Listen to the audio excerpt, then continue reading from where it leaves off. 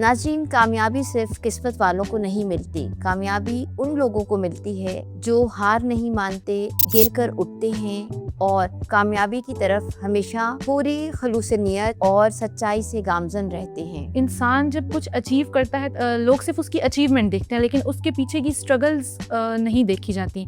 वैसे fishing detection होता क्या है? और आज हम जिस दौर में हैं, हैकर्स ना सिर्फ आपके सिस्टम को हैक करते हैं बल्कि इंसान की नफ्सियात को हैक करते हैं। आम लोगों को ये चाहिए कि आप अगर सोशल मीडिया ऐप्स यूज़ करते हैं डेली बेसिस पे, तो आप किसी भी किस्म का अपना OTP किसी दूसरे के साथ शेयर ना करें। आज के दौर में लोग अपनी प्रोफाइल बिल्डिंग, अपनी इमेज बिल्डिंग सोशल मीडिया के थ्रू करते हैं। लोग अपने बिजनेसेस को सोशल मीडिया के थ्रू रन करते हैं। अगर आप एक ट्विटर पे एक ट्रेंड चला दें, अगर आप इंस्टाग्राम पे एक पोस्ट कर दें, उस ट्विटर के एक ट्रेंड से, उस इंस्टाग्राम की एक पोस्ट से आप स्टॉक मार्केट गिरा सकते हैं, आप लोग लाखों के शेयर्स डुबो सकते हैं। तो आपको क्या लगता है, सोशल मीडिया एक बहुत बड़ी ताकत है या एक बहुत बड़ी रिस्पॉन्सिबिलिटी? जिस तरह हमारी अपनी एक रियल लाइफ में हमारी आइडेंटिटी है, इसी तरह हमारी एक डिजिटल आइडेंटिटी है। IT एक महदूद फील्ड नहीं है, वो सिर्फ एक कमरे की हद तक महदूद नहीं है। टेक्नोलॉजी हर रोज़ बदल रही है, हर 6 महीने बाद नई टेक्नोलॉजी आ रही है। और अगर आज हमने कोई स्किल सीखनी है तो हमने वो स्किल नहीं सीखनी जो मार्केट में आज है, हमने आज से 6 महीने बाद आने वाली स्किल सीखनी है।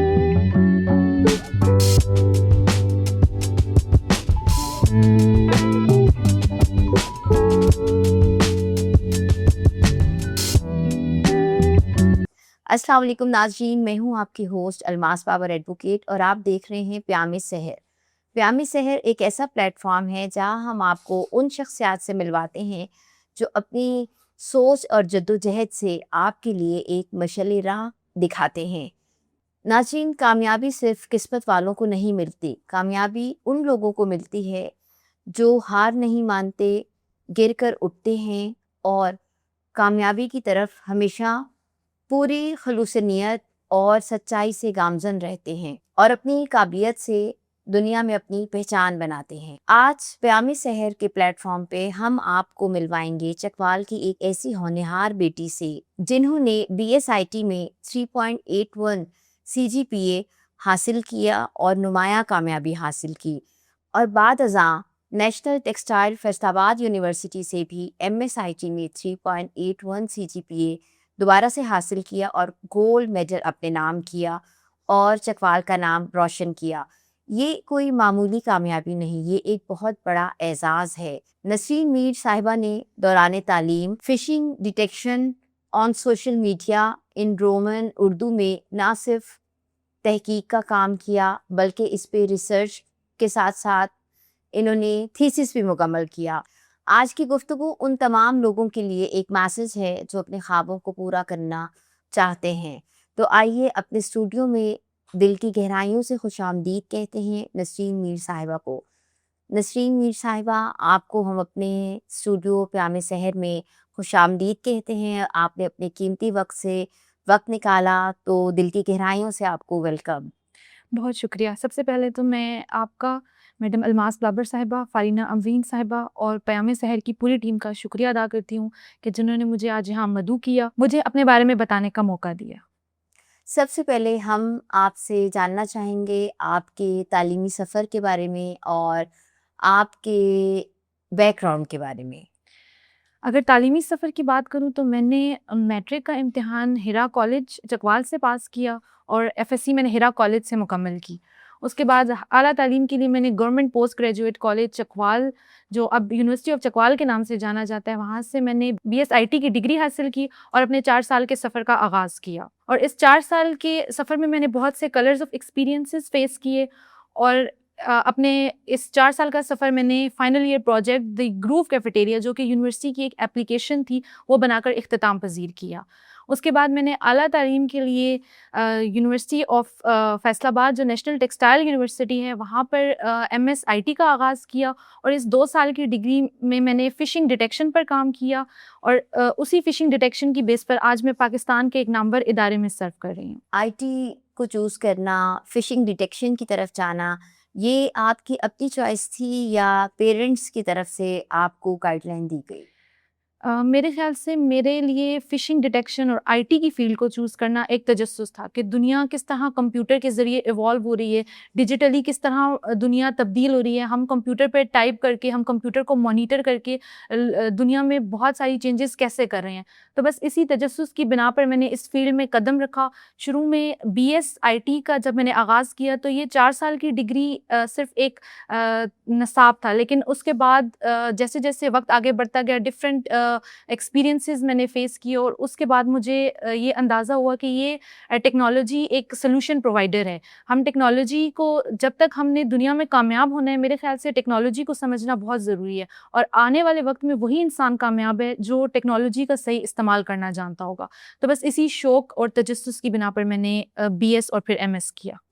بی ایس آئی ٹی کرنا 3.81 سی جی پی اے کے ساتھ، پھر دوبارہ سے ایم ایس آئی ٹی کرنا 3.81 سی جی پی اے کے ساتھ اور گولڈ میڈل کو اپنے نام کرنا، یہ بہت بڑے اعزاز کی بات ہے. یہ صرف آپ کا آنر نہیں، یہ ہمارا بھی آنر ہے، ایک چکوال کی بیٹی کا آنر ہے.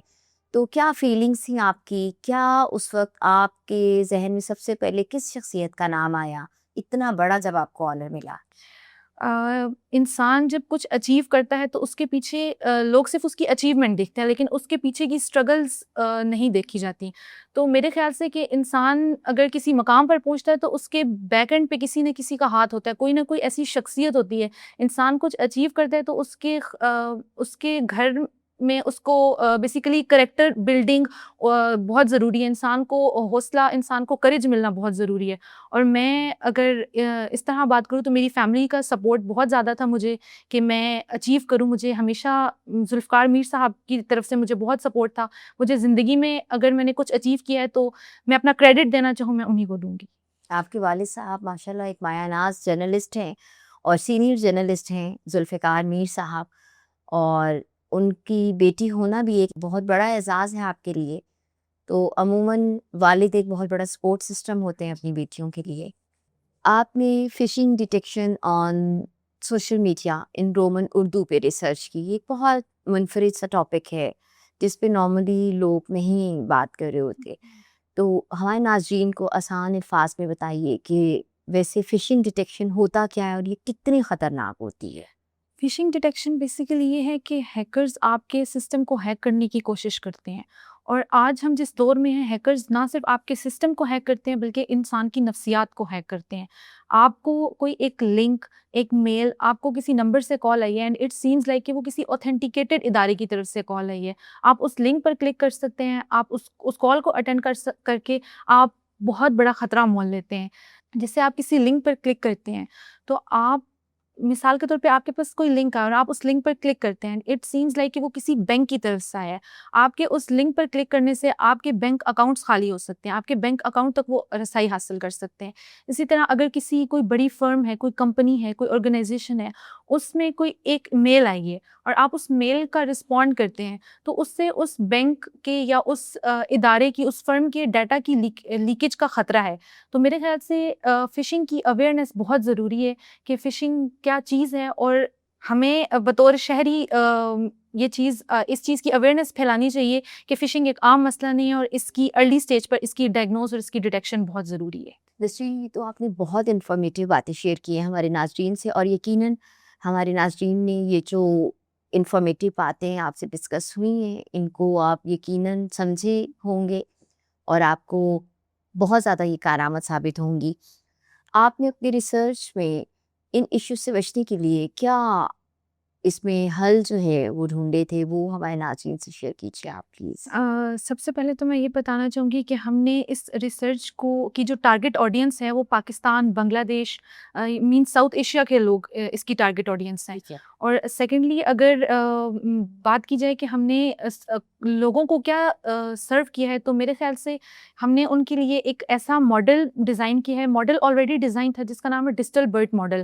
اس ماڈل میں ہم نے کچھ فشنگ کیوز کو ایڈ کیا، کچھ کچھ مینولی ایڈ کی ہیں, کچھ ہم نے ڈیٹا سیٹ سے لے کر کیوز ایڈ کی ہیں, اور ایک ایسا ماڈل ڈیزائن کیا ہے کہ وہ ارلی اسٹیج پر فشنگ کی ڈیٹیکشن کو بہتر بنائے گا. اور عام لوگوں کو یہ چاہیے کہ آپ اگر سوشل میڈیا ایپس یوز کرتے ہیں ڈیلی بیسس پہ, تو آپ کسی بھی قسم کا اپنا OTP کسی دوسرے کے ساتھ شیئر نہ کریں. آپ اپنے سوشل میڈیا اکاؤنٹس کو محفوظ بنائیں, ان میں ایک ایڈیشنل میل ایڈ کریں, ایک ایڈیشنل نمبر اٹیچ کریں, تاکہ اگر آپ کا اکاؤنٹ کسی بھی طریقے سے ہیک ہو جائے تو وہ آپ اس چیز کو فوری طور پہ ریکور کر سکیں. اور دوسری ایک اہم بات کہ اگر آپ اپنا سوشل میڈیا ہیک ہونے سے بچانا چاہتے ہیں, تو آپ کے لیے ضروری ہے کہ آپ اپنے اکاؤنٹس میں 2 فیکٹر اوتھینٹیکیشن لازمی آن کریں. وہ ایک پاسورڈ ہوتا ہے جو آپ سے تقریباً 3 سے 4 دن بعد یا میکسیمم 1 ویک کے بعد آپ جب اپنا social media account log in کرتے ہیں تو آپ سے وہ پاسورڈ مانگتا ہے. اگر آپ اس پاسورڈ کو شیئر نہ کر پائیں تو آپ اپنا اکاؤنٹ لوز کر سکتے ہیں. تو ہیکرز, میرا نہیں خیال کہ کوئی بھی ہیکر آپ کے اتنی پرسنل ڈیٹا تک اس کی ایکسیس ہوگی جو آپ ون ٹائم پاسورڈ لگاتے ہیں یا کسی قسم کا بھی OTP ہے. تو ان چیزوں کو لازمی یقینی بنائیں. اور دوسرا, اگر آپ کسی لنک پر کلک کرتے ہیں تو اس لنک پر آپ اس لنک کا فارمیٹ, اس لنک کا اسٹرکچر لازمی دیکھیں.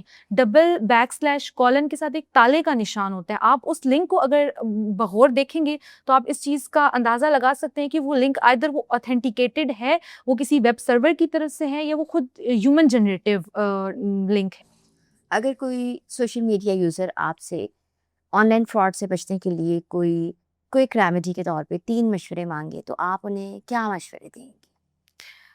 جیسا کہ میں نے پہلے مینشن کیا ہے کہ آپ اپنا ڈیٹا, اپنی ایکسیس اپنے تک رکھیں. اگر آپ کوئی اکاؤنٹ ریکور کرنے کی کوشش کرتے ہیں یا آپ کے پاس کوئی بھی اکاؤنٹ ہے, وہ آئدر آپ کی میل پر پاسورڈ آیا ہے, آپ کے نمبر پر وہ OTP سینڈ کیا گیا, وہ آپ کسی دوسرے کو شیئر مت کریں, کیونکہ اس سے بہت سارے چانسز ہیں کہ آپ کی پرسنل آئیڈینٹی, کوئی بندہ اس تک پرسنل آئیڈینٹی تک آپ کی ایکسیس ہو سکتی ہے. تو اس چیز یوز کر سکتا ہے. ہاں جی, اور اس چیز سے بچنا بہت ضروری ہے. سیکنڈلی, آپ اپنے اکاؤنٹس کو پاسورڈ لگائیں, اپنے اکاؤنٹس کو پروٹیکٹ کریں, ایڈیشنل میلز ایڈ کر کے, 2 فیکٹر اوتھینٹیکیشن ایڈ کر کے ان آن لائن فراڈ سے بچا جا سکتا ہے. اور آپ اپنی پرسنل انفارمیشن سوشل میڈیا پر شیئر مت کریں. کوئی بھی آپ کی پرسنل انفارمیشن ہے, آپ کی آئیڈینٹی ہے, جو جس سے آپ تک ایکسیس بہت آسانی سے ہو سکتی ہے, تو وہ چیزیں آپ شیئر مت کریں, کیونکہ اگر ہم یہ چیزیں شیئر کریں گے تو ہم ڈس انفارمیشن, سائبر کرائم, اس چیز کی طرف لیڈ کر رہے ہیں, اور یہ چیز 5th جنریشن وار کا بہت بڑا سبب بن سکتی ہے. آپ کی بات بالکل ٹھیک ہے, کیونکہ آج کل دور ہی سوشل میڈیا کا ہے, اور یہ اویئرنیس ہمارے ناظرین کے لیے, ہم سب کے لیے بہت زیادہ ضروری ہے. اچھا نسرین, یہ بتائیے کہ سوشل میڈیا مانیٹرنگ کسی بھی ادارے کے لیے کیوں اتنی اہم ہوتی ہے؟ پاکستان اور بلکہ میں پوری دنیا کی بات کروں گی کہ دنیا میں کچھ ایسے مخصوص ادارے ہیں ہر ملک کے پاس جو سوشل میڈیا کو مانیٹر کر رہے ہیں, ایک اسٹریٹجک اور پلاننگ کے تھرو سوشل میڈیا کو مانیٹر کر رہے ہیں. اور سوشل میڈیا کی مانیٹرنگ اس لیے بھی ضروری ہے. Social media monitoring is not just کہ آپ پوسٹ لگا رہے ہیں اور اس پوسٹ کو مانیٹر کرنا, ان کمنٹس کو مانیٹر کرنا. میرے خیال سے social media monitoring is data analysis اور سینٹیمنٹل انالیسز سے جو آپ کی انٹریکشن, ڈیجیٹل انٹریکشن سامنے آتی ہے. سوشل میڈیا مانیٹرنگ اس چیز کا نام ہے. تو سوشل میڈیا کے تھرو ہم اپنے ویوز شیئر کر رہے ہوتے ہیں, ہم سوشل میڈیا کے تھرو جو ہم ڈیلی لائف میں چیزیں ایکسپیرینس کر رہے ہوتے ہیں ہم وہ شیئر کر رہے ہوتے ہیں. لیکن اگر بات کی جائے کسی ایسے بڑے ادارے کی, تو ان کے لیے سوشل میڈیا مانیٹرنگ بہت ضروری ہے, کیونکہ جو بھی ادارہ ہے وہ اگر آج سے پہلے کی بات کی جائے, آج کے دور کی بات کی جائے, تو آج کے دور میں لوگ اپنی پروفائل بلڈنگ, اپنی امیج بلڈنگ سوشل میڈیا کے تھرو کرتے ہیں. وہ لوگ اپنے بزنسز کو سوشل میڈیا کے تھرو رن کرتے ہیں. اور اگر انہی بزنسز میں کوئی ادارہ آپ کی پرسنل ریولریز میں انٹرپٹ کرے یا آپ کو ہارم کرنے کی کوشش کرے, تو obviously اگر آپ کو کسی ادارے نے ہارم کیا تو جو ادارہ وکٹم ہے وہ بھی آپ کو رسپونڈ بیک کرے گا. اور وہ چیز ایک, میں پہلے بھی جیسے مینشن کر چکی ہوں, وہ ایک 5th جنریشن وار کا سبب بن سکتی ہے, جس میں ڈس انفارمیشن, سائبر کرائم اور یہ سب چیزیں آئیں گی. تو ہمارے لیے بہت ضروری ہے کہ ہم ارلی اسٹیج ڈائگنوز کریں, ارلی اسٹیجز پہ اس چیز کو ڈیٹیکٹ کریں اور اسے مانیٹر کریں. ہاں جی بالکل. اور جو بھی نامور ادارے ہیں ان کے لیے ضروری ہے کہ وہ اپنی ساکھ کو بچانے کے لیے اپنا سوشل میڈیا لازمی مانیٹر کریں کہ کہیں آپ کے اس ادارے کے خلاف کسی جگہ پر کوئی منفی پروپیگنڈا، کوئی فیک نیوز، کوئی فالس نیوز تو نہیں پھیلی. تو ہمارے لیے ضروری ہے کہ ہم اپنی پرسنلی بھی ہم اس چیز کو مانیٹر کریں، اور بڑے بڑے ادارے بھی، کیونکہ بڑے ادارے جو ہوتے ہیں ان کی فالوئنگ زیادہ ہوتی ہے، ان کی ٹارگٹ آڈینس زیادہ ہے. اگر آپ ایک نیگیٹو چیز لوگوں تک پھیلائیں گے تو وہ اس کے افیکٹ جو ہوگا وہ لاکھوں لوگوں پہ ہوگا، اور اگر آپ ایک پازیٹیو چیز پھیلائیں گے تو اس کے بھی افیکٹ جو ہوگا، اس کی بھی ٹارگٹ آڈینس جو ہوگی وہ بھی لاکھوں میں ہوگی. تو اس لیے ضروری ہے کہ سوشل میڈیا کو ہر طریقے سے مانیٹر کیا جائے. بالکل ایسا ہی ہے. سوشل میڈیا جیسے کہ آپ بات کر رہی ہیں کہ اس کا ایفیکٹ نیگیٹو اور پازیٹیو لاکھوں لوگوں پر ایک دم سے ہوتا ہے، ایگزیکٹلی ایسا ہی ہوتا ہے. تو آپ کو کیا لگتا ہے سوشل میڈیا ایک بہت بڑی طاقت ہے یا ایک بہت بڑی ریسپانسبلٹی؟ میرے خیال سے سوشل میڈیا ایک بہت بڑی رسپانسبلٹی ہے، اور ہم اس چیز کو جتنی جلدی سمجھیں اتنا ہمارے لیے ضروری ہے. ایگزیکٹلی، اور اپنی رسپانسبلٹی کو جتنا اچھے طریقے سے فلفل کیا جائے اتنا ہی اچھا، تاکہ ایک ہماری سوسائٹی میں پازیٹیو امپیکٹ آئے. ہاں جی بالکل، کیونکہ جس طرح ہماری اپنی ایک ریئل لائف میں ہماری آئیڈینٹی ہے، اسی طرح ہماری ایک ڈیجیٹل آئیڈینٹی ہے، اور اس ڈیجیٹل آئیڈینٹی میں ہم نہ صرف اپنے آپ کو ریپرزینٹ کریں، اپنے ملک کو ریپرزینٹ کریں. اگر آپ ایک ٹویٹر پہ ایک ٹرینڈ چلا دیں، اگر آپ انسٹاگرام پہ ایک پوسٹ کر دیں، اس ٹویٹر کے ایک ٹرینڈ سے، اس انسٹاگرام کی ایک پوسٹ سے آپ اسٹاک مارکیٹ گرا سکتے ہیں، آپ لوگ لاکھوں کے شیئرز ڈبو سکتے ہیں، آپ کسی بھی ادارے کو ڈی فیم کر سکتے ہیں. تو اس لیے ہمارے لیے ضروری ہے کہ ہم سوشل میڈیا کو ایک رسپانسبلٹی کے طور پر سمجھیں، اور اس رسپانسبلٹی کو بخوبی نبھائیں، تاکہ ہم اپنی ذات کے تھرو بھی ایک پازیٹیو میسیج دیں، اور ہم جس چیز کو ریپرزینٹ کریں، ہم اپنے کنٹری کو ریپرزینٹ کریں، تاکہ ہمارے کنٹری کا بھی نیگیٹو امیج پورٹری نہ ہو. بالکل ایسی بات ہے.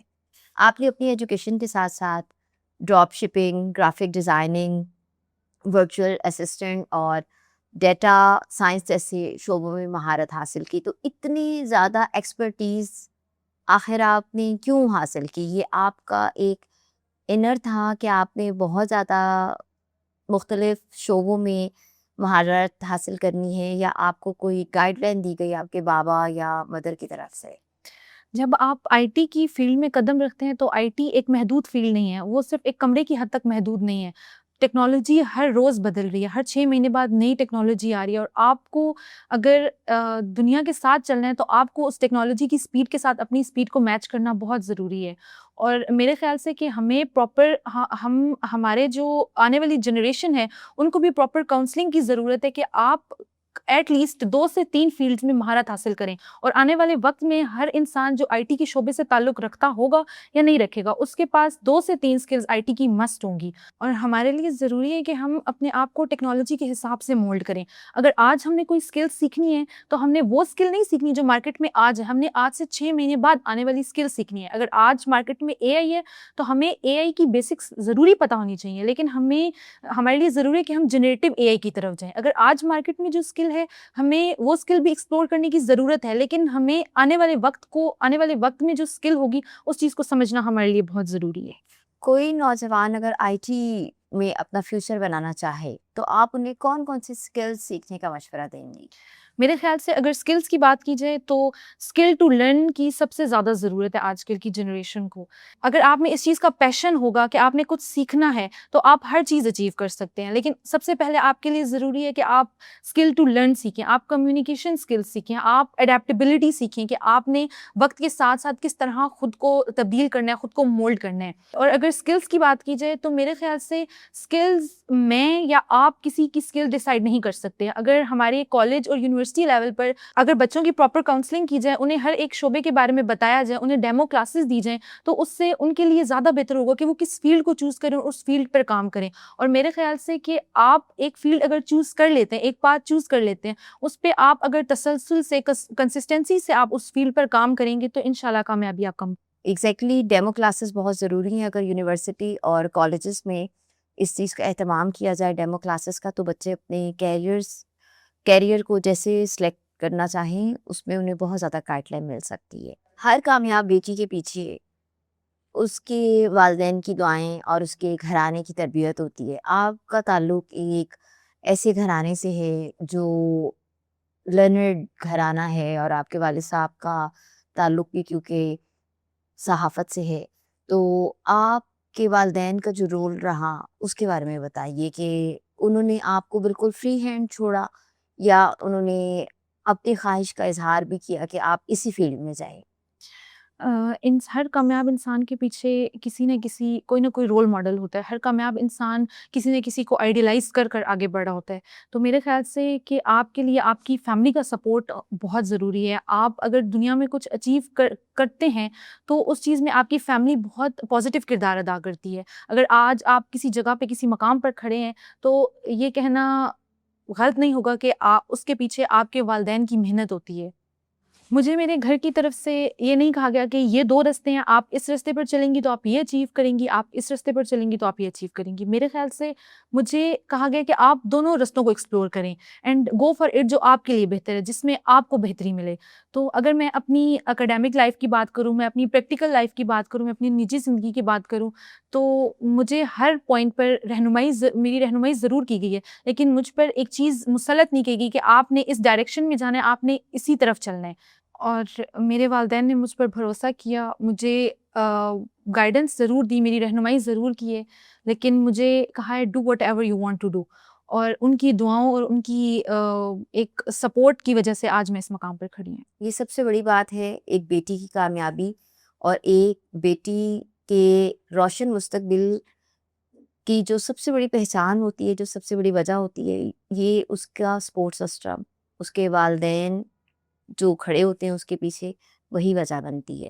تو سب والدین کے لیے یہ ایک خصوصی میسج بھی ہے کہ اپنی بیٹیوں کے ساتھ، اپنے بچوں کے ساتھ ضرور کھڑے ہوں اور ان کے روشن مستقبل کے لیے آپ کا سپورٹ ہونا، آپ کا سپورٹ سسٹم ہونا بہت ان کے لیے ضروری ہے، تاکہ وہ کھلے آسمان پہ جس طرح چاہیں اٹھ سکیں اور اپنا مستقبل بنا سکیں. میں اپنے ناظرین کو بھی اس بات میں شامل کرنا چاہوں گی کہ جو بچیاں آج یہ ہمارا پروگرام دیکھ رہی ہیں ان کے لیے بھی یہ ایک پیغام ہے کہ والدین جب آپ پہ بھروسہ کرتے ہیں تو اس بھروسے کو قائم رکھنا بھی آپ کی سب سے اولین ذمہ داری ہوتی ہے. جب والدین اپنی بچیوں پہ ضرور بھروسہ کریں اور ان کو سپورٹ کریں تاکہ وہ اپنا کیریئر بنا سکیں، اور بچے بھی اپنے والدین کا کبھی بھی بھروسہ نہ توڑیں، کیونکہ یہ ایک ایسی چیز ہے جو گیو اینڈ ٹیک دی جاتی ہے. ایک فیملی سپورٹ سسٹم تبھی کامیاب ہوتا ہے جب بچے اور والدین مل کے ایک ہیلدی معاشرے کی طرف قدم بڑھائیں، اور ہمارا معاشرہ تبھی ترقی کر سکتا ہے، تبھی ایک پازیٹیو میسج معاشرے میں جا سکتا ہے جب والدین اور بچے مل کے ایک خوبصورت مثال قائم کر سکیں. کوئی ایسی بات جو آپ کے والد نے آپ کو نصیحت کی ہو جس پہ آپ آج بھی عمل کرتی ہوں؟ انہوں نے ہمیشہ ہمارے لیے ایک سپورٹ سسٹم کا کردار ادا کی ہے. ہمیں ہمیشہ کہا ہے کہ آپ جو اچیو کرنا چاہتے ہیں آپ کریں، لیکن اس دوران میں ہمیں بھی ہمارے لیے بھی یہ ضروری ہے کہ ہم اپنی لمٹس، اپنی باؤنڈریز میں رہتے ہوئے اڑان بھریں. ہم وہ چیزیں اچیو کریں جس سے ہمارے والدین کو بھی فخر ہونا چاہیے اور وہ بھی ہماری کامیابی کی مثالیں دیں.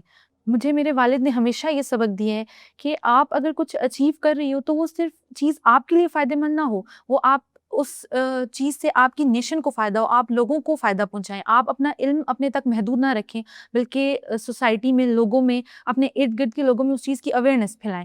اچھا نسرین، یہ بتائیے جب چکوال سے آپ فردر اپنی ایجوکیشن کمپلیٹ کرنے کے لیے فیصل آباد آپ نے موو کیا، تو وہ ایکسپیرینس آپ کا کیسا رہا؟ اپنے شہر کو، اپنے پیرنٹس کو چھوڑ کے ایک نئے شہر میں جانا، وہ کیسا تھا آپ کا ایکسپیرینس؟ میں نے ایم ایس آئی ٹی کا جب آغاز کیا university, national textile university Faisal آباد سے، وہ یونیورسٹی میں نے اس لیے سلیکٹ کی کیونکہ وہاں کی سپروائزرز، وہاں کے انوائرمنٹ سے میں بہت متاثر تھی.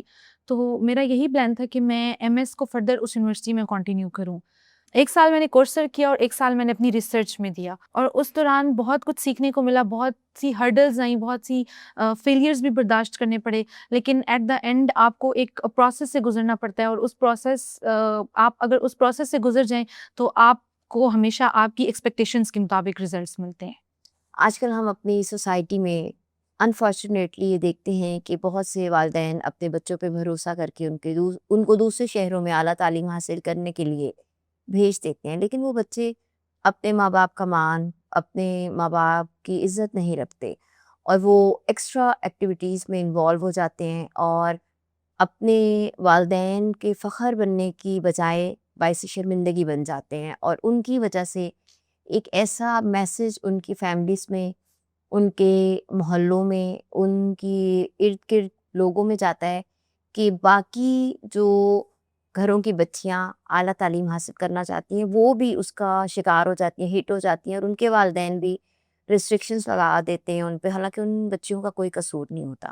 تو ان بچیوں کے لیے یا بچوں کے لیے آپ کیا میسج دینا چاہیں گے جو اپنے والدین کے بھروسے کو توڑ دیتے ہیں، جو اپنے والدین کی عزت کو داؤ پہ لگا دیتے ہیں؟ کیونکہ والدین بڑی مشکل سے، بعض والدین تو ایسے ہوتے ہیں جو اپنی پوری زندگی کی جمع پونجی جو ہے اپنے بچوں کے فیوچر پہ لگا دیتے ہیں کہ ہمارے بچے جو ہیں اپنی تعلیم حاصل کر کے ان کا ایک کیریئر بن جائے، لیکن وہ اپنے والدین کے احساسات کو داؤ پہ لگا دیتے ہیں اور غلط ایکٹیویٹیز میں ڈل جاتے ہیں۔ تو ان کے لیے آپ کا کیا میسج ہے؟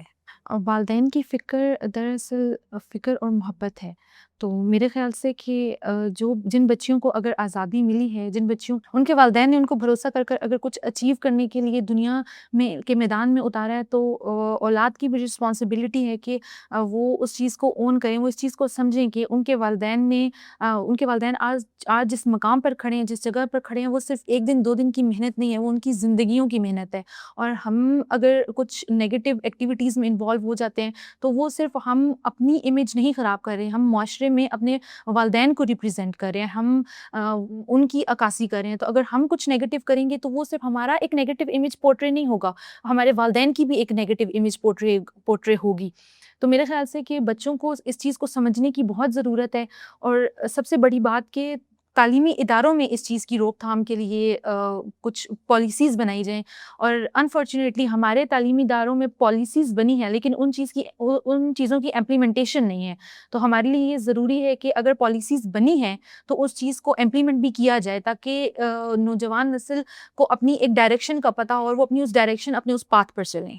بالکل، اور ان کو اپنی لیمیٹیشن کا پتہ ہونا بہت ضروری ہے تاکہ ہمارا ایک سیکیور معاشرہ پروان چڑھ سکے۔ کامیابی کا کوئی شارٹ کٹ نہیں ہوتا، لیکن آج کل کی نوجوان نسل ہمیشہ یہ کوشش کر رہی ہوتی ہے کہ انہیں راتوں رات کامیابی مل جائے، تو انہیں کیا میسج دینا چاہیں گے آپ؟ راتوں رات ملنے والی کامیابی کی مدت بھی چند دنوں کی ہوتی ہے۔ اگر آپ ایک پودا لگاتے ہیں تو اس کو بھی درخت بننے کے لیے کچھ عرصہ درکار ہوتا ہے۔ اگر آپ اس پروسیس سے گو تھرو ہوں تو ریزلٹس آپ اچیو کر سکیں گے، ایز ریزلٹس آپ اپنی ڈیزائرڈ کے مطابق اچیو کر سکیں گے۔ تو کامیابی کا کوئی شارٹ کٹ نہیں ہے۔ اگر آپ نے کسی بھی اسکل پر کام کرنا ہے، کوئی بھی چیز اچیو کرنی ہے، تو اس میں کنسسٹنسی، اس میں مستقل مزاجی ہونا ضروری ہے۔ وہ ایک سلو پروسیس ہو سکتا ہے لیکن اس کے ریزلٹس جو آپ اچیو کریں گے وہ دیر پا ہوں گے۔ بالکل ایسا ہی ہے، اور سوشل میڈیا پہ اکثر دیکھا گیا ہے کہ دوسروں کی کامیابیاں دیکھ کر لوگ مایوسی کا شکار ہو جاتے ہیں۔ ایسے لوگوں کو آپ کیا پیغام دینا چاہیں گی؟ ہمیں سب سے پہلے اس چیز کی ضرورت ہے کہ اپنے اندر سے حسد ختم کریں، کیونکہ اگر ہم حسد کرتے ہیں تو اس کا مطلب ہے کہ ہم اللہ تعالیٰ کی تقسیم پر سوال اٹھا رہے ہیں۔ تو ہمارے اندر سے ہمیں سب سے پہلے اس چیز کو ختم کرنے کی ضرورت ہے۔ اور سیکنڈلی ہمیں اپنے آپ کو خود سے کمپیئر کرنا چاہیے، نہ کہ کسی دوسرے انسان سے، کیونکہ اگر دوسرا انسان ہم سے آگے ہے تو وہ اس سب پروسیس سے گزر کر آیا ہے۔ تو ہمارے لیے ضروری ہے کہ ہم اپنے آج کو اپنے کل کے ساتھ کمپیئر کریں کہ ہم کل اس جگہ پر اسٹینڈ کرتے تھے اور آج ہم اس جگہ پر ہیں۔ اگر ہم خود کے ساتھ کمپیریزن کریں گے تو ہم میں بھی چیزوں کو جلدی اچیو کر سکیں، انسٹیڈ کہ اگر ہم خود کو دوسروں کے ساتھ کمپیئر کریں گے، کیونکہ خود کو دوسروں کے ساتھ کمپیئر کرنے سے آپ کے اندر ایک نیگیٹیوٹی آتی ہے، آپ کے اندر ایک حسد آتی ہے، اور اس چیز سے ہمارے لیے ضروری ہے کہ ہم اس چیز سے بچیں، نہ کہ ہم اس چیز کو اپنے اندر پروان چڑھائیں۔ ایسا ہی ہے، اور انسان کا جو گول ہوتا ہے وہ ہمیشہ فوکس اپنے فیوچر کی طرف ہونا چاہیے تاکہ بہتری کے لیے انسان کوشش کرے۔ آپ کو اپنی کون سی ایسی عادت لگتی ہے جو آپ خود سمجھتی ہیں کہ you are different from others? میرے خیال سے مجھ میں نہیں، ہر نوجوان میں ایک چیز جو کہ اڈیپٹیبلٹی ہے وہ لازمی ہونی چاہیے، کیونکہ آپ کو اپنے آپ کو حالات کے مطابق، سچویشن کے مطابق مولڈ کرنا آنا چاہیے۔ آپ کو اپنے آپ کو، اگر میں ٹیکنالوجی کی بات کروں تو آپ کو اپنے آپ کو ٹیکنالوجی کے مطابق مولڈ کرنا آنا چاہیے، آپ کو ہر ایک سچویشن میں سروائیو کرنا آنا چاہیے۔ And the second most important thing کہ اگر آپ کسی کو کچھ اچیو کر رہے ہیں تو اس میں آپ کی کنسسٹنسی بہت ضروری ہے۔ ایک تسلسل کے ساتھ اگر آپ کام کریں گے تو وہ پروسیس سلو ہو سکتا ہے لیکن آپ اس چیز کو سلولی اچیو کریں گے۔ اور سیکنڈلی اگر آپ اپنے ٹائم کو ایفیشینٹلی مینیج کریں تو وہ چیز بھی آپ کو بہت فائدہ پہنچائے گی. 9 to 5 job is not enough آپ اس معاشرے میں آج کل سروائیو کر سکیں. اگر آپ کے پاس اسکل ہے اور آپ 9 to 5 جاب کے بعد بھی کچھ اچیو نہیں کرتے تو I guess this is your failure. آپ کو اپنے ٹائم کو مینیج کرنا آنا چاہیے تاکہ آپ اپنے آپ کو ہر چیز کے مطابق اپنی رفتار آپ کی اس ٹیکنالوجی اس دور کے ساتھ میچ کرے. بالکل، آپ نے بالکل صحیح بات کی. نسرین، پیامی سحر ایک ایسا پلیٹ فارم ہے جو سوسائٹی کو ایک مثبت سوچ پروان چڑھانے، شعور بیدار کرنے اور پازیٹیوٹی کی طرف قدم بڑھانے کے لیے گامزن ہے اپنے سفر کی طرف. تو آپ کو کیا لگتا ہے کہ ایسے پلیٹ فارمز کی کتنی ضرورت ہے اس وقت؟ سب سے پہلے تو آپ کا بہت شکریہ کہ آپ نے مجھے یہاں مدعو کیا. اور اگر میں اس پروگرام کی بات کروں تو یہ وقت کی ضرورت ہے.